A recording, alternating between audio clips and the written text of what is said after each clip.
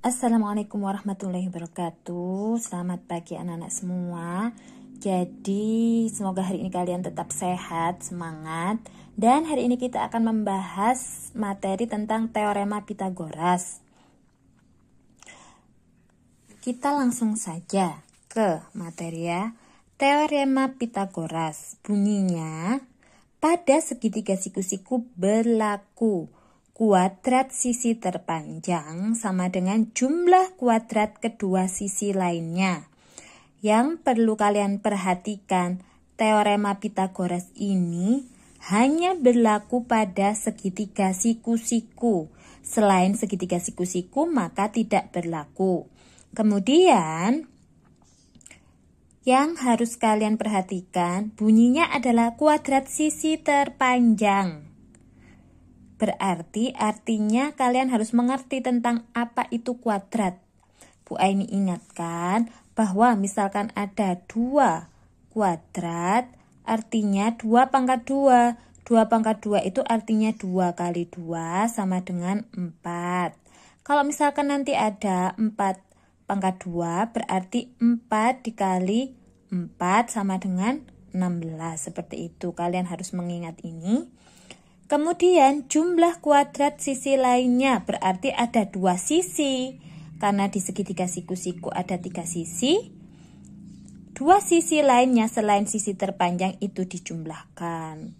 Nah, kita langsung saja. Di sini ada segitiga. Segitiga memiliki 3 sisi. Kemudian ada tanda siku-sikunya.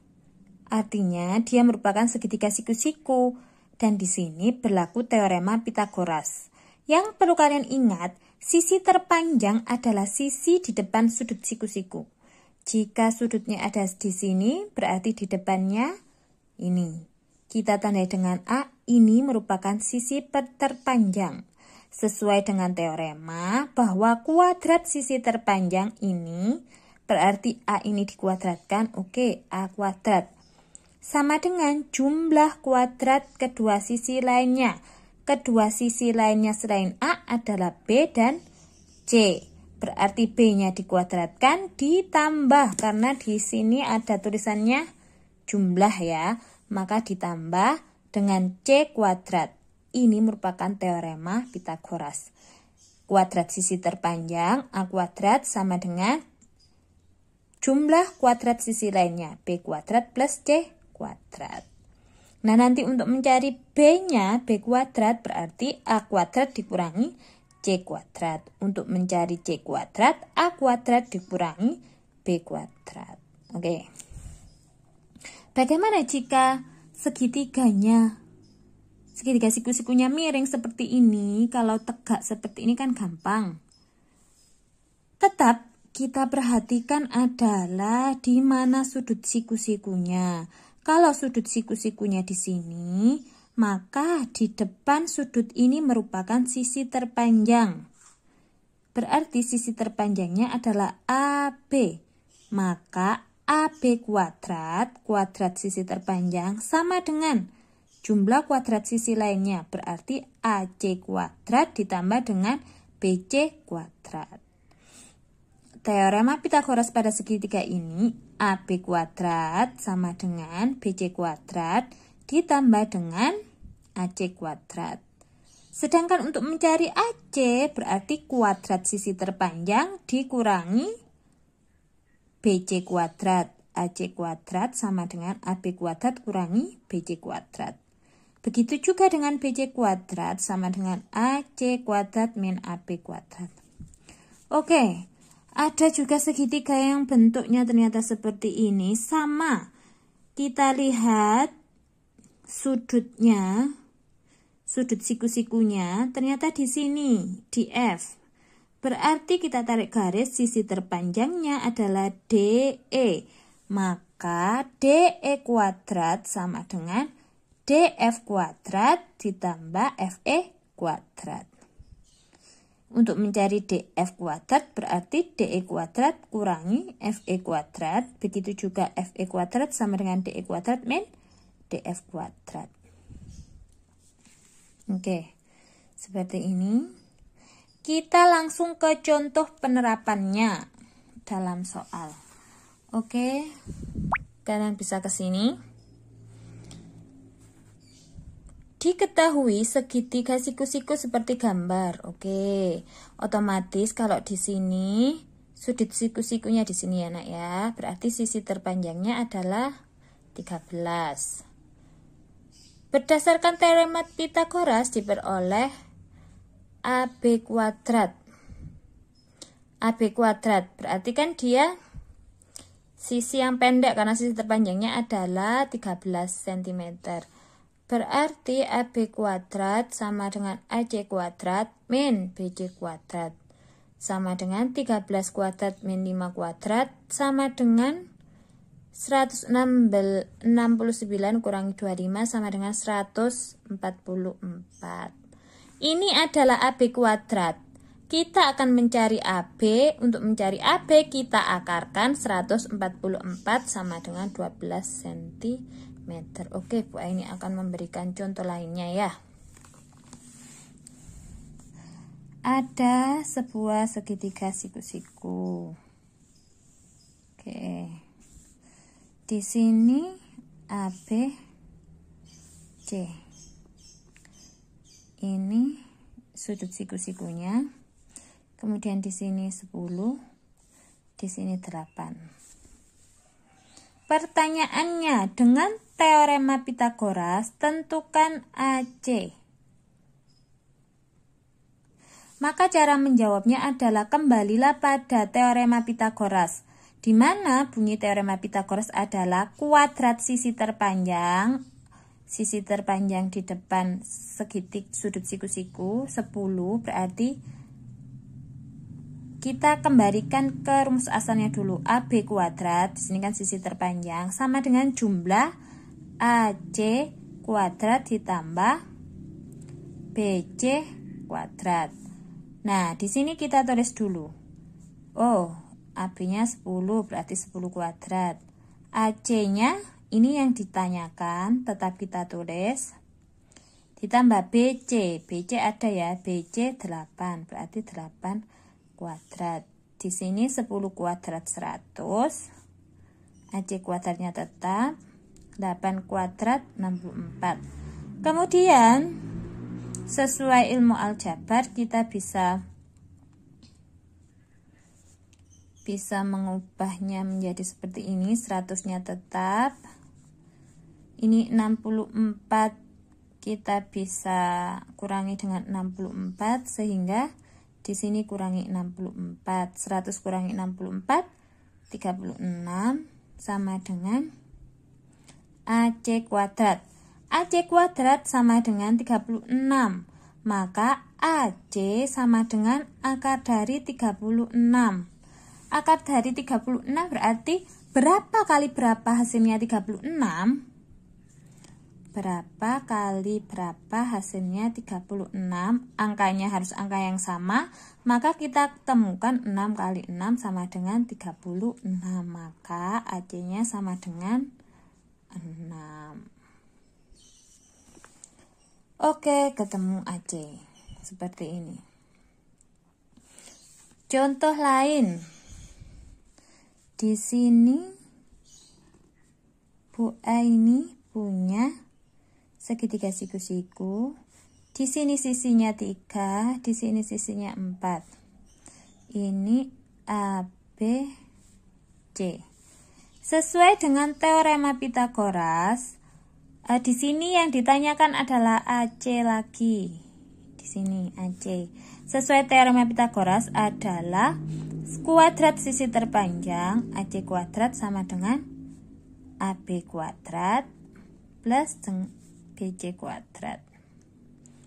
AC-nya yang ditanyakan biarkan saja. AB kuadrat, AB di sini 3 berarti 3 kuadrat. Tambah BC, BC-nya 4 berarti 4 kuadrat. 3 kali 3 sama dengan 9 ditambah 4 tambah 4 kali 4 sama dengan 16 berarti 25. Ini AC kuadrat sama dengan 25. Untuk mencari AC kita akarkan 25. Maka berapa kali berapa? Hasilnya 25. Angkanya sama. Ternyata 5 kali 5 sama dengan 25. Maka 5 ada di sini. Oke, ini contohnya. Contoh penerapan teorema Pythagoras. Oke, selanjutnya kita masuk ke triple Pythagoras. Triple Pythagoras adalah 3 bilangan yang memenuhi teorema Pythagoras. Seperti yang tadi, di sini triple Pythagoras ditunjukkan oleh angka 10, 8, 6. Memenuhi teorema Pythagoras. Kemudian di sini juga ada 3, 4, dan 5 memenuhi teorema Pythagoras. Itu namanya triple Pythagoras. Nah, sekarang kita lanjut ke aktivitas siswa. Kalian memiliki tugas di aktivitas siswa ya, yang ini.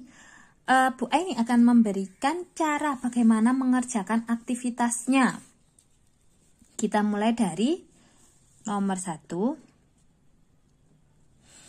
Bentuklah himpunan triple Pythagoras. Berarti kita akan memilih 3 bilangan yang memenuhi teorema Pythagoras. Oke, Bu Aini akan memilih angka 3, 4, dan 5. Untuk membuktikan ini merupakan triple Pythagoras, maka Bu Aini akan menggunakan teorema, yaitu sisi terpanjang sama dengan sisi terpanjang kuadrat sama dengan jumlah kuadrat 2 sisi lainnya. Kita anggap A ini merupakan sisi terpanjang, maka kita ganti dengan 5 kuadrat. B kuadratnya itu 3 kuadrat. Dan C-nya itu 4 kuadrat. Berarti 5 kali 5, 25 sama dengan 9 tambah 16. Maka 25, 9 tambah 16 adalah 25. 25 sama dengan 25. Oke. Memenuhi teorema Pythagoras. Teorema. Maka 3, 4, 5 merupakan triple Pythagoras. Oke, lanjut. Nomor 2. Kalikan setiap bilangan dengan 2. Oke, kita kalikan triple Pythagorasnya 3, 4, 5 dengan bilangan 2. Dikali 2. 3 kali 2, 6. 4 kali 2, 8. 5 kali 2, 10. Kita ditanyakan apakah ketiga bilangan tersebut memenuhi teorema.